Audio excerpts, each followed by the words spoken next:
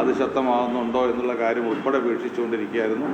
പക്ഷേ ഇന്നലെ അത്ര ശക്തമായ മഴ പല ഭാഗങ്ങളിലും റിപ്പോർട്ട് ചെയ്തിട്ടില്ല. പത്തനംതിട്ടയിലാണ് ഇന്നലെ മഴ കുറച്ച് ശക്തമായി നിലനിന്നത്. അതോടൊപ്പം തന്നെ മലപ്പുറം ജില്ലയിൽ ഇന്നലെ രാത്രി മഴ ഉണ്ടായിരുന്നു. മറ്റ് സ്ഥലങ്ങളിൽ അത്രത്തോളം ശക്തമായ മഴ ഉണ്ടായിരുന്നില്ല. അതുകൊണ്ട് എല്ലാ കാര്യങ്ങളും നിയന്ത്രണ വിധേയമാണ്. തകർന്ന റോഡുകളൊക്കെ പുനഃസ്ഥാപിച്ച് അതെല്ലാം ഗതാഗത യോഗ്യമാക്കിയിട്ടുണ്ട്. ചില സ്ഥലങ്ങളിൽ ഇപ്പോഴും ചില നിയന്ത്രണങ്ങൾ നിലനിൽക്കുന്നുണ്ട്. അത് ഇന്ന് കാലാവസ്ഥ വളരെ ശക്തമായ മഴ മുന്നറിയിപ്പ് ഇന്നത്തെ ദിവസം കൂടി തന്നിട്ടുണ്ട്. അപ്പോൾ അതുമായി ബന്ധപ്പെട്ട് എല്ലാ മുന്നൊരുക്കങ്ങളും അതുപോലെ തുടരുകയാണ്. കേരളത്തിൽ 5-ാം തീയതി വരെയുള്ള കാലാവസ്ഥാ പ്രവചനത്തിൽ 5-ാം തീയതി മഴ ഉണ്ടാകും എന്ന് പറയുന്നു. 5-ാം തീയതി വരെ ഒറ്റപ്പെട്ട മഴയാണ് ഉണ്ടാവുക എന്നുള്ളതാണ് ഇപ്പോൾ ലഭ്യമായിട്ടുള്ള കാലാവസ്ഥയുടെ വിവരങ്ങൾ. കാലാവസ്ഥാ കേന്ദ്രങ്ങൾ നൽകുന്ന വിവരങ്ങളാണ് ഞങ്ങൾ ഇവിടെ നിന്ന് ജനങ്ങൾക്ക് കൈമാറുന്നത്. അതിൽ ഒട്ടും വീഴ്ച വരുത്താതെ ലഭ്യമായിക്കൊണ്ടിരിക്കുന്ന എല്ലാ വിവരങ്ങളും മണിക്കൂറുകൾ അടിസ്ഥാനമാക്കിയാണ് പലപ്പോഴും വിവരങ്ങളും അലർട്ടുകളും നൽകാറുള്ളത്. അതൊക്കെ നൽകിക്കൊണ്ടിരിക്കുന്നുണ്ട്. പക്ഷേ ഗവൺമെൻറ് നൽകിയിട്ടുള്ള ഒരു നിർദ്ദേശം, ഞങ്ങൾ ഡിസാസ്റ്റർ മാനേജ്മെൻറ്റ് യോഗം മൺസൂൺ സ്റ്റാർട്ട് ചെയ്യുന്നതിന് മുമ്പ് തന്നെ മുഖ്യമന്ത്രിയുടെ നേതൃത്വത്തിൽ തിരുവനന്തപുരത്ത് വിളിച്ചു ചേർത്തിരുന്നു. ജില്ലാ കളക്ടേഴ്സ് ഉൾപ്പെടെയുള്ള മുതിർന്ന ഉദ്യോഗസ്ഥരൊക്കെ തന്നെ അതിൽ പങ്കെടുത്തിരുന്നു. ഞങ്ങൾ പൊതുവായി നിർദ്ദേശിച്ചിട്ടുള്ള അലർട്ടുകൾ വരുന്നത് വെയിറ്റ് ചെയ്യേണ്ട കാര്യമില്ല. ഏത് സാഹചര്യം ഉണ്ടായിക്കഴിഞ്ഞാലും അതിന് തയ്യാറെടുക്കാനുള്ള ഒരുക്കങ്ങൾ നടത്തിയിരിക്കണം.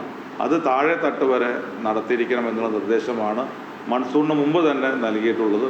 അതുകൊണ്ട് ഗവൺമെൻറ്റിനെ സംബന്ധിച്ചിടത്തോളം അലർട്ട്, റെഡ് അലർട്ട്, ഓറഞ്ച്, യെല്ലോയും ഗ്രീനും ഒക്കെ ആയിക്കഴിഞ്ഞാലും നിലവിൽ സിസ്റ്റത്തിന് മാറ്റം ഉണ്ടാവില്ല. ഏത് അടിയന്തര സാഹചര്യത്തിലും പലപ്പോഴും നമുക്കറിയാം ചില അപ്രതീക്ഷിതമായ മഴയും മിന്നൽ പ്രളയമൊക്കെ ഉണ്ടാകുന്ന അനുഭവങ്ങളും കീഴ്വഴക്കങ്ങളും ഉള്ളതുകൊണ്ട് എല്ലാ സമയവും അത്തരത്തിലുള്ള ഒരു മുന്നൊരുക്കം എല്ലാ ജില്ലകളിലും പഞ്ചായത്ത് തലത്തിൽ വരെ ഉണ്ടാവണം എന്നുള്ള നിർദ്ദേശമാണ് നൽകിയിട്ടുള്ളത്. അത് ഇനിയും തുടരും. കാലവർഷം കഴിയുന്നതുവരെ അത് ശക്തമായി തന്നെ അതേ രീതിയിൽ തുടരാനാണ് നിർദ്ദേശം നൽകിയിട്ടുള്ളത്.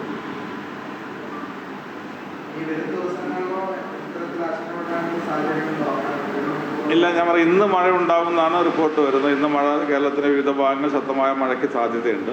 വരാൻ ദിവസങ്ങൾ അത്രത്തോളം ശക്തമായ മഴ ഉണ്ടാവില്ല. പിന്നെ 5-ാം തീയതി അല്പം മഴയുടെ തീവ്രത കൂടും എന്നാണ് ഇതുവരെ 5-ാം തീയതി വരെയുള്ള കാലാവസ്ഥ പ്രവചനം ഞങ്ങൾക്ക് ലഭ്യമായിട്ടുള്ളത്. കേന്ദ്ര കാലാവസ്ഥാ കേന്ദ്രത്തിൽ നിന്നുള്ള വിവരങ്ങളാണ് അതിനടിസ്ഥാനമാക്കി, നമ്മുടേതായ വിവരങ്ങൾ അടിസ്ഥാനമാക്കിയാണ് നമ്മൾ ചെയ്യാറുള്ളത്. അപ്പോൾ അതിൻ്റെ അടിസ്ഥാനത്തിൽ 5-ാം തീയതി വരെയുള്ള കാര്യങ്ങൾ നമുക്ക് ലഭ്യമായിട്ടുണ്ട്. അതിനകത്ത് 2-ാം തീയതി ഇന്ന് മഴ ഉണ്ടാകും. അതുപോലെ 5-ാം തീയതി ഉണ്ടാകാൻ സാധ്യതയുണ്ട്. നാളെ മറ്റന്നാൾ 3-4 ദിവസങ്ങളിൽ ശക്തമല്ലാത്ത രീതിയിലുള്ള മഴ തുടരും.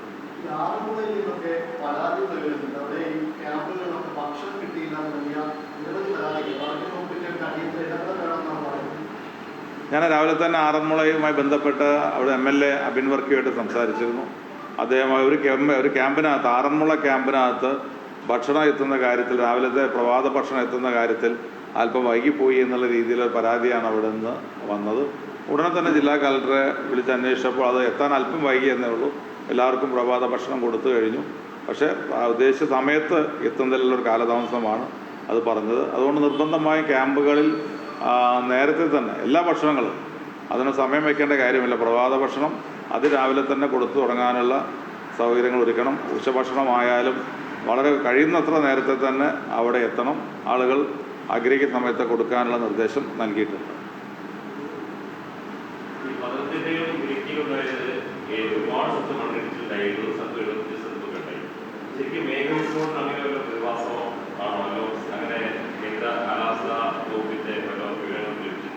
അതായത് ഇടുക്കിയിൽ ഏതാണ്ട് 74 സ്ഥലത്ത് നമുക്ക് വേണമെങ്കിൽ ഒരു എന്താ പറയുക, ലാൻഡ് സ്ലൈഡ് എന്ന് പറയാൻ പറ്റില്ല, ലാൻഡ് സ്ലിപ്പ് എന്ന് പറയുന്ന രീതിയിലുള്ള ചെറിയ മണ്ണിടിച്ചിലുണ്ടായിട്ടുണ്ട്. 2 സ്ഥലത്ത് വീടുകളിലേക്ക് ആ മണ്ണിടിഞ്ഞ് വീണാണ് ഈ പ്രശ്നങ്ങൾ, മരണം ഉൾപ്പെടെ ഉണ്ടായത്. ഒരു സ്ഥലത്താണ് പ്രധാനമായും ഉരുൾപൊട്ടൽ ഉണ്ടായിട്ടുള്ളത്. അപ്പോൾ പക്ഷേ വ്യാപകമായിട്ട് ഇങ്ങനെ ചെറുതും വലുതുമായ ഇത്തരം കാര്യങ്ങൾ പല ജില്ലകളിലും ഉണ്ടാകുന്നുണ്ട്. അതുപോലെ തന്നെ പത്തനംതിട്ടയിൽ ഉണ്ടായിട്ടുള്ള മഴ എന്ന് പറയുന്നത് നമുക്ക് അത് ഊഹിക്കാൻ പോലും കഴിയാത്ത രീതിയിലാണ്. കാരണം 350 മുകളിൽ പോയി, 350 mm മുകളിൽ പോകുക എന്ന് പറഞ്ഞാൽ അതിശക്തമായ മഴയാണ്. അതുവരെ ഏതാണ്ട് താഴെ പമ്പയാറിൻ്റെ ഒക്കെ ജലനിരപ്പ് എന്ന് പറയുന്നത് വളരെ താഴെയായിരുന്നു. 2.5-3 മണിക്കൂർ നേരത്തെ മഴ കൊണ്ട് പമ്പയൊക്കെ കരകവിഞ്ഞ് ഒഴുകുന്ന രീതിയിലുള്ള മഴവെള്ളം വന്നു എന്ന് പറയുമ്പോൾ ആ മഴയുടെ തീവ്രത എത്രമാത്രം ഉണ്ട് എന്നുള്ള ആലോചിച്ചാൽ ബോധ്യപ്പെടും. അപ്പോൾ അത്തരം കാര്യങ്ങൾ നമുക്ക് മുൻകൂട്ടി ലഭ്യമാകുന്ന കാര്യങ്ങളല്ല. നമുക്ക് കേന്ദ്ര കാലാവസ്ഥാ കേന്ദ്രം മഴ പറയും, അതിനകത്തുള്ള കളർ ചേഞ്ച് പറയും, അലർട്ടിനെ കുറിച്ച് പറയും. പക്ഷേ ഇന്ന സ്പോട്ടിൽ ഇത് ചില കേന്ദ്രങ്ങൾ മാത്രം ഇത്തരം മഴ ഉണ്ടാവുകയാണ്, എല്ലായിടത്തും അല്ല. ചില കേന്ദ്രങ്ങളിലാണിത് ഉണ്ടാകുന്നത്, ഒരു ഏരിയയിൽ മാത്രം. അപ്പോൾ അങ്ങനെയുള്ള കാര്യങ്ങൾ കുറിച്ച് നമുക്ക് ഒരുപാട് ഇനിയും എനിക്ക് തോന്നുന്നു ഇത്തരം കാര്യങ്ങൾ ഒരുപാട് അഡ്വാൻസ് ചെയ്യാനുണ്ട്. അത്തരം കാര്യങ്ങളിൽ നമുക്ക് പറയാൻ കഴിയുന്ന ഒരു സാഹചര്യം പലപ്പോഴും ഇന്നില്ല എന്നാണ് ഞാൻ മനസ്സിലാക്കുന്നത്. എന്തായാലും അത്തരം കാര്യങ്ങൾ കൂടി മനസ്സിലാക്കാൻ എന്തെങ്കിലും മാർഗമുണ്ടോ എന്നുള്ള കാര്യം, ഏതെങ്കിലും രാജ്യത്ത് ഇത്തരത്തിലുള്ള കാര്യങ്ങളിൽ ഏറ്റവും ആധുനിക രീതിയിൽ എന്തെങ്കിലും സംവിധാനങ്ങളുണ്ടോ എന്നുള്ളതൊക്കെ നമ്മുടെ ഡിസാസ്റ്റർ മാനേജ്മെൻറ്റിൻ്റെ ഭാഗമായിട്ട് ഉദ്യോഗസ്ഥന്മാർ പരിശോധിക്കുന്നുണ്ട്. അവർ പറയുന്നത് എല്ലായിടത്തും ഇത്തരം കാര്യങ്ങളിൽ നമുക്ക് ലഭ്യമാകുന്ന കാര്യം നമുക്ക് ഇവിടെയും ലഭ്യമാകുന്നുണ്ട് എന്ന വിവരമാണ് തരുന്നത്. എന്തായാലും ആ കാര്യങ്ങൾ അന്വേഷിക്കും. നിലവിൽ ഈ മഴക്കെടുതിയുമായി ബന്ധപ്പെട്ട് കേരളത്തിൽ 8 മരണങ്ങൾ സ്ഥിരീകരിച്ചിട്ടുണ്ട്. അതിലെന്തെങ്കിലും സർക്കാരിന്റെ ഭാഗത്തുള്ള സഹായധനം അത്തരത്തിലുള്ള എന്തെങ്കിലും പ്രഖ്യാപിക്കാൻ സാധ്യതയുണ്ടോ? തീർച്ചയായിട്ടും കാലവർഷക്കെടുതിയുമായി ബന്ധപ്പെട്ടുണ്ടാകുന്ന മരണങ്ങൾക്ക് ഇപ്പോൾ നിലവിൽ കൊടുത്തുകൊണ്ടിരിക്കുന്ന സഹായങ്ങളുണ്ട്. ആ ധനസഹായങ്ങളൊക്കെ തന്നെ ഇവർക്കും ലഭ്യമാകും. അതുപോലെ തന്നെ വീട് നഷ്ടപ്പെട്ടവർക്കും, അത് വീട് പൂർണ്ണമായി നഷ്ടപ്പെട്ടവരായാലും ഭാഗികമായി നഷ്ടപ്പെട്ടവരായാലും കൃഷിനാശം സംഭവിച്ചവരായാലും, അതുപോലെ ഇപ്രാവശ്യം വന്നിട്ടുണ്ടായ ഒരു കാര്യം, വലിയ രീതിയിൽ കന്നുകാലികൾ നഷ്ടപ്പെട്ട കാര്യങ്ങൾ റിപ്പോർട്ട് ചെയ്തിട്ടുണ്ട്. അത്തരം കാര്യങ്ങളിലൊക്കെ കൊടുക്കാൻ കഴിയുന്ന പരമാവധി സഹായം ഗവൺമെൻറ് കൊടുക്കും. ഈ വീടുകൾ ഉൾപ്പെടെ തകർന്ന രോഗികൾ മലപ്പുറം ജില്ലയിൽ ഉൾപ്പെടെയുണ്ട്. അപ്പം ഏത് രീതിയിലാണ് അവർ ഇതുമായി ബന്ധപ്പെട്ട അപേക്ഷകൾ സമർപ്പിക്കുന്നത്? അല്ല, അത് ഞങ്ങൾ അതിനകത്ത് നിലവിൽ സിസ്റ്റം ഉണ്ട്. കാരണം അത്തരം വീട് തകർന്നു കഴിഞ്ഞാൽ വില്ലേജ് ഉദ്യോഗസ്ഥന്മാർ അത്തരം വീടുകളിൽ ചെന്ന് ആ വീട് തകർന്നത് പൂർണ്ണമായിട്ടാണോ തകർന്നത്, ഭാഗികമായിട്ടാണോ തകർന്നത്, അല്ലെങ്കിൽ ഡാമേജ് എത്രയുണ്ട് എന്ന് വിലയിരുത്തി ഗവൺമെൻറ്റിലേക്ക് റിപ്പോർട്ട് നൽകും. കളക്ടർക്ക് റിപ്പോർട്ട് കൊടുക്കും, കളക്ടർ ഗവൺമെൻറ്റിലേക്ക് തരും. അതിൻ്റെ അടിസ്ഥാനത്തിലായിരിക്കും സഹായം അനുവദിക്കുക.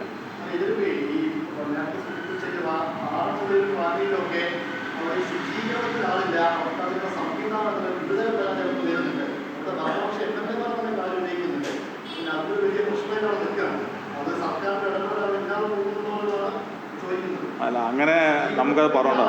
പെട്ടെന്ന് ക്യാമ്പുകൾ നമ്മൾ ക്യാമ്പ് ഒരുക്കാനുള്ള സംവിധാനം എല്ലായിടത്തും ചെയ്തിട്ടുണ്ട്. അതിനുള്ള കെട്ടിടങ്ങൾ കണ്ടെത്തി അത്തരം കെട്ടിടങ്ങളിലേക്കാണ് മാറ്റുന്നത്. നേരത്തെ നമ്മൾ ഫിക്സ് ചെയ്തിരുന്നത് ഒരു ഏരിയയിൽ നമുക്ക് ഒരു അപകടം ഉണ്ടായിക്കഴിഞ്ഞാൽ അത് എവിടെ സ്കൂളിലേക്ക് മാറ്റണം, അല്ലെങ്കിൽ ഒഴിഞ്ഞ കെട്ടിടം ഏതാണ്, ഇതൊക്കെ നമ്മൾ മാർക്ക് ചെയ്തിട്ടുണ്ട്. അപ്പോൾ ഓരോ ഏരിയയിൽ അതുണ്ട്.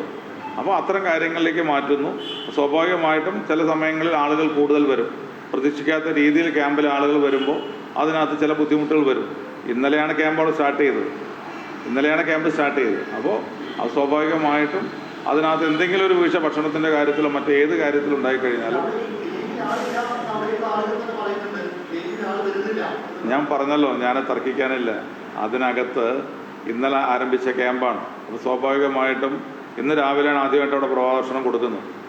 അപ്പോൾ അതിനകത്ത് എന്തെങ്കിലും ഇത്തരത്തിലുള്ള ക്ലീനിങ് കാര്യങ്ങളൊക്കെ എന്തെങ്കിലും വീഴ്ച വന്നിട്ടുണ്ടെങ്കിൽ തീർച്ചയായും അതൊക്കെ പരിഹരിച്ചു കൊടുക്കാൻ കളക്ടർ നിർദ്ദേശം നൽകിയിട്ടുണ്ട്. അവർ ചെയ്യും. ആദ്യത്തെ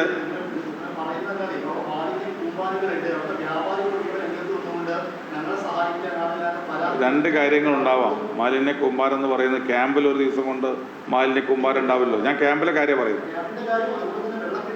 സ്വാഭാവികമാണ്, കറക്റ്റാണ് പറഞ്ഞത്. നമുക്ക് വെള്ളം ഒന്നിച്ച് ടൗണിലൂടെയൊക്കെ വന്നു കഴിഞ്ഞാൽ ഇന്നലെ രാത്രി വരെ വെള്ളത്തിൻ്റെ പ്രശ്നത്തിലാണ് നമ്മൾ. ഇന്ന് രാവിലെയോട് കൂടിയാണ്, അതായത് റാന്നിയിലെ വെള്ളം ഇറങ്ങി വരുമ്പോഴാണ് പിന്നീട് ആറന്മുള വെള്ളം കയറുക, പമ്പയുടെ തീരങ്ങൾ വെള്ളം കയറുക. അപ്പോൾ ആ വെള്ളം കയറി കഴിഞ്ഞാൽ അവിടെ വെള്ളം ഇറങ്ങുന്നേ ഉള്ളൂ. അപ്പോൾ ഇന്നത്തെ രാവിലത്തോടു കൂടിയാണ് ചെയ്യുന്നത്. അങ്ങനെ വരുമ്പോൾ സ്വാഭാവികമായിട്ടും ഈ വെള്ളത്തിലൂടെ ആ നഗരത്തിലുള്ള മാലിന്യങ്ങൾ, അതുപോലെ തന്നെ വെള്ളത്തിൽ ഒഴുകി വരുന്ന മാലിന്യങ്ങളൊക്കെ ഇത് കരയ്ക്ക് പല ഭാഗങ്ങളടിയും. പക്ഷേ ഇന്നാണത് അത് നീക്കം ചെയ്യാനുള്ള എല്ലാ നടപടികളും ഉണ്ടാവും. അപ്പോൾ അതിനൊരു സമയം വേണ്ടേ. അപ്പോൾ അതുകൊണ്ട് ഇറങ്ങിക്കഴിഞ്ഞാൽ ഉടൻ അത്തരം നടപടിയിലേക്ക് പോകും. ഞാൻ പറയട്ടെ, രക്ഷാപ്രവർത്തനങ്ങൾ, അത് കഴിഞ്ഞിട്ട് ഇത്തരം ക്ലീനിങ് പ്രവർത്തനങ്ങൾ, അതോടൊപ്പം തന്നെ ഈ ദുരന്തങ്ങളിൽ ഉണ്ടായിട്ടുള്ള നാശനഷ്ടങ്ങൾ. ഇനി ഗവൺമെൻറ് സംബന്ധിച്ചിടത്തോളം അത്ര എന്തെല്ലാം നാശനഷ്ടങ്ങളുണ്ട്. കുറേ റിപ്പോർട്ടുകൾ നമുക്ക് വന്നിട്ടുണ്ട്, ഓരോ ജില്ലയിലും വീട് തകർന്നു. പക്ഷെ അതൊന്നും ഒരു ഫൈനലല്ല. അപ്പോൾ ഇന്നും കൂടെ അതുമായി ബന്ധപ്പെട്ട എല്ലാ കണക്കുകളും എടുക്കും. അപ്പോൾ ഇനിയുള്ള പ്രവർത്തനം അങ്ങനെയും പോകണം. ഇത്തരം ക്ലീനിങ് ഉണ്ട്. ഒരു വെള്ളം വന്ന് പോയി കഴിഞ്ഞാൽ ഒരു പ്രദേശത്ത് എത്രമാത്രം പ്രയാസങ്ങളുണ്ടാവും. അത് ക്ലീൻ ചെയ്യേണ്ട സമയമുണ്ട്. ഇന്നൊക്കെ ചെയ്യും.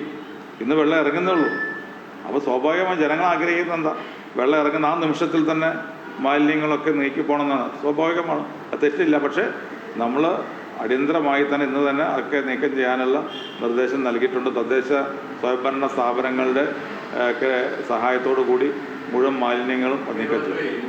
പ്രളയമുണ്ടായിരുന്ന സമയത്ത് ഈ മത്സ്യത്തൊഴിലാളികളുടെ സഹായം വലിയ രീതിയിൽ ഗുണം ചെയ്തിട്ടുണ്ട്. നിലവിലെ സാഹചര്യത്തിൽ വെള്ളം കയറിയ സ്ഥലങ്ങളിലേക്ക് അവരുടെ സേവനം ലഭിക്കേണ്ട സാഹചര്യമുണ്ടോ? അങ്ങനെ മത്സ്യത്തൊഴിലാളികൾ ഇല്ല. നമുക്ക് അവിടെ ഒരു പത്തനംതിട്ട മാത്രമാണ് നമുക്ക് കൊല്ലത്ത് നിന്ന് യാനം ബോട്ട് കൊണ്ടുവരേണ്ടത്. നമ്മൾ ഫയർഫോഴ്സ് ഉപയോഗിക്കുന്ന ബോട്ട് മതിയാവില്ല എന്ന് പറഞ്ഞപ്പോൾ കൊല്ലം നമുക്ക് യാനം എന്ന് പറയുന്ന വലിയ ബോട്ട്, മത്സ്യബന്ധനത്തിൽ പോകുന്ന ബോട്ട് നമ്മൾ കൊണ്ടുവരേണ്ട സാഹചര്യം മാത്രമേ ഉണ്ടായിരുന്നുള്ളൂ.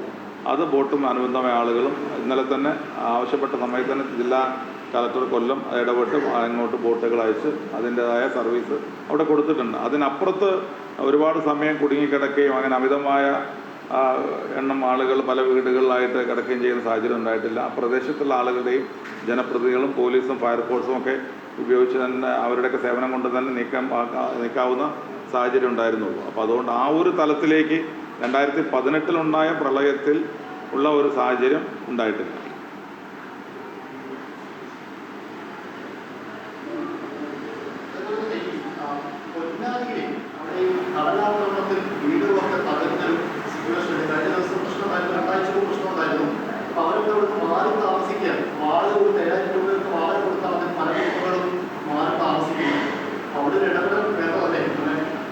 മത്സ്യത്തൊഴിലാളി മേഖലയിൽ തീരദേശത്ത് ഞങ്ങൾ വളരെ അവർക്ക് മാത്രമായി തീരദേശത്ത് താമസിക്കുന്നവർക്ക് മാത്രമായിട്ട് അലർട്ട് കൊടുക്കാറുണ്ട്. കടലിൽ പോകുന്ന കാര്യത്തിലും ഒക്കെ ഞങ്ങൾ അലർട്ട് കൊടുക്കാറുണ്ട്. അതോടൊപ്പം ഇന്ന് ഈ ഒരു കാര്യത്തിലും തിരുവനന്തപുരം, കൊല്ലം, ആലപ്പുഴ ഏറ്റവും ശക്തമായ രീതിയിലുള്ള കടലാക്രമണമാണ് അവിടെയൊക്കെ നടന്നത്. അതുപോലെ തന്നെ തീരദേശങ്ങളിലൊക്കെ തന്നെ പൊന്നാനി ഉൾപ്പെടെയുള്ള സ്ഥലങ്ങളിലൊക്കെ അതിതീവ്രമായിട്ടല്ലെങ്കിലും കടലാക്രമണവും അതുപോലെ തന്നെ ഇത്തരത്തിൽ വീടുകളിൽ നിന്ന് മാറി താമസിക്കേണ്ട സാഹചര്യം ഉണ്ടായിട്ടുണ്ട്. അവർക്ക് വേണ്ട എല്ലാ സൗകര്യങ്ങളും ഒരുക്കും.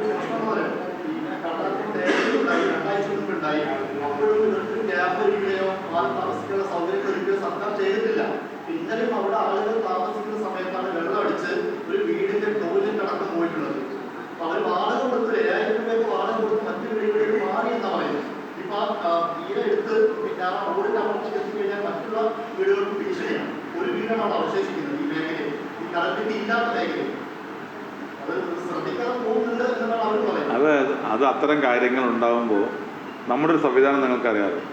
നമ്മുടെയൊക്കെ കേരളത്തിൽ എന്ന് പറഞ്ഞു കഴിഞ്ഞാൽ എല്ലാ കാര്യങ്ങളും ആളുകൾ വളരെ ജാഗ്രതയോട് കൂടി നിൽക്കും. നമ്മുടെയൊക്കെ മണ്ഡലത്തിലായാലും എവിടെയായാലും ഒരു ചെറിയ രീതിയിലുള്ള തകർച്ചയോ എന്തെങ്കിലും ഉണ്ടായിക്കഴിഞ്ഞാൽ മാധ്യമങ്ങൾ ഓടിയെത്തും, ജനപ്രതിനിധികൾ ഓടിയെത്തും, വില്ലേജ് ഓഫീസർ അവിടെ എത്തും. ഏതെങ്കിലും തീരദേശ മേഖലയിൽ അന്ന് വീടുകൾ നഷ്ടപ്പെടുന്ന സാഹചര്യം, അവർക്ക് മാറി താമസിക്കേണ്ട സാഹചര്യം ഉണ്ടായിക്കഴിഞ്ഞാൽ അതിനുള്ള എല്ലാ സംവിധാനം ഒരുക്കാൻ എല്ലാ കാലങ്ങളായിട്ടുണ്ട്. അതൊരു സിസ്റ്റമാണ് ഇവിടെ.